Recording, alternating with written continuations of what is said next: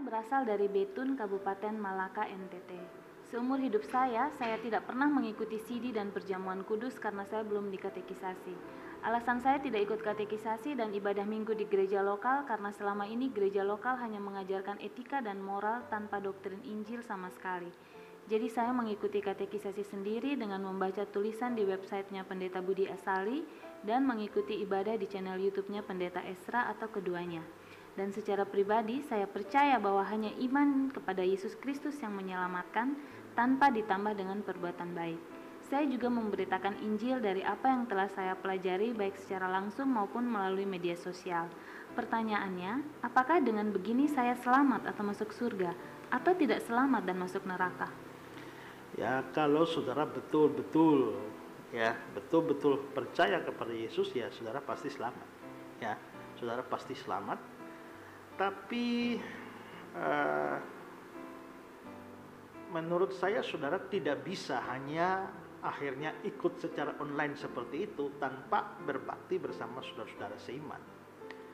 Karena bagaimanapun juga ibadah Kristen itu mempunyai dua macam relasi, yaitu relasi vertikal, itu kamu dengan Tuhan, ya.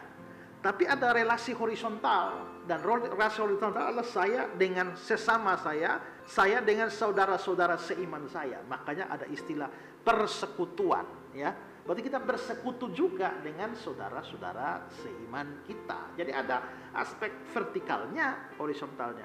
Nah, kalau hanya di rumah ibadah sendiri, menghadap TV, ya, seperti ibadah online ini, ya.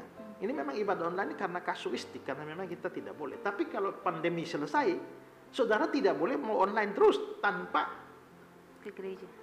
Bersama-sama dengan saudara-saudara seiman harus mau, ya. Karena apa? Karena itu perintah firman juga. Kalau kita lihat di dalam Ibrani pasal 10 ayat 25, itu dibilang, janganlah kita menjauhkan diri dari pertemuan-pertemuan ibadah kita, ya. Seperti yang dibiasakan beberapa orang, tapi marilah kita saling menasihati. Nah, ada saling menasihati. Kalau di rumah sendiri mau nasihat bagaimana, ya? Pakai WA aja. Ya, semakin giat menjelang hari Tuhan yang mendekat. Jadi tetap persekutuan bersama itu ada.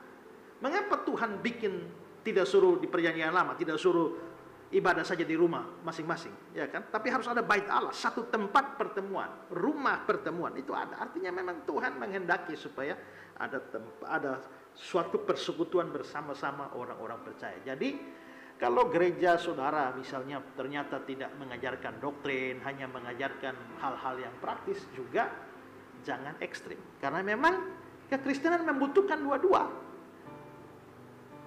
Di dalam kekristenan penting untuk dua hal. Pertama, apa yang harus kita mengerti.